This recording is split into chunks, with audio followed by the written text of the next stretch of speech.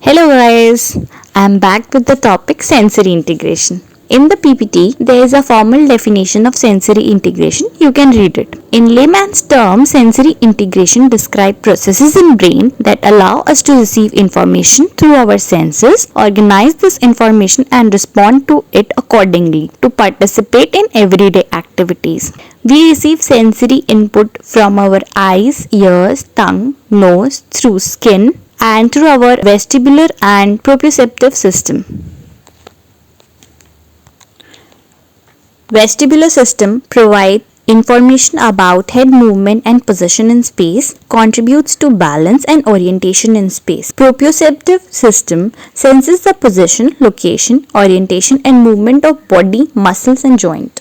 For better understanding, sensory processing is broken down into different components, namely sensory registration, sensory modulation, and sensory response. Definition of these terms are written here. You can pause the video to read them. I will explain these with an example. Karan is a 10-year-old boy playing a turn-taking game in the park. While waiting for his turn, when accidentally another child brushed his shoulder on Karan's arm. This is sensory registration. Karan tries to figure out to which part of the body this sensation came from, that is orientation. And then he analyzes whether it was a punch, a hit, or an accidental touch. This is interpretation.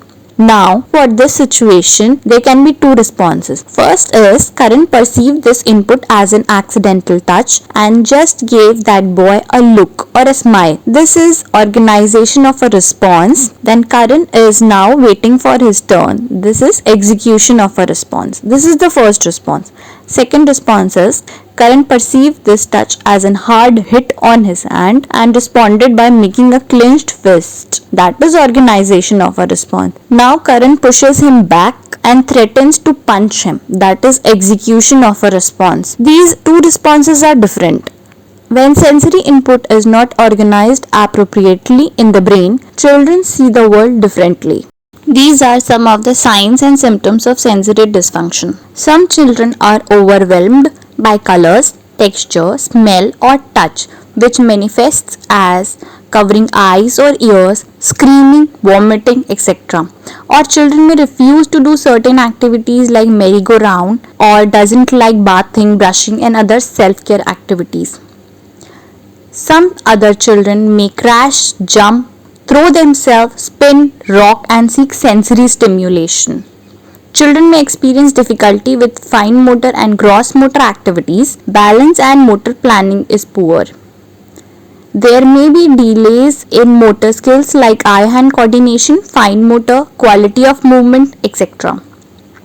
Children may have difficulty with executive functioning. They may be unable to keep a neat desk or bedroom, has difficulty planning ahead, disorganized, easily confused, needing assistance to bring the task to completion. Sensory processing disorders are divided into sensory modulation disorder, sensory-based motor disorders, and sensory discrimination disorder. Sensory modulation disorders consist of sensory over-responsivity, sensory under-responsivity, and sensory seeking. Sensory-based motor disorder consists of difficulties related to praxia and postural disorders. In sensory discrimination disorder, child can have difficulty in visual, auditory, tactile, vestibular, proprioceptive, gustatory or olfactory system. We will discuss about each disorder in the coming videos. Till then, please like, share and subscribe to my YouTube channel.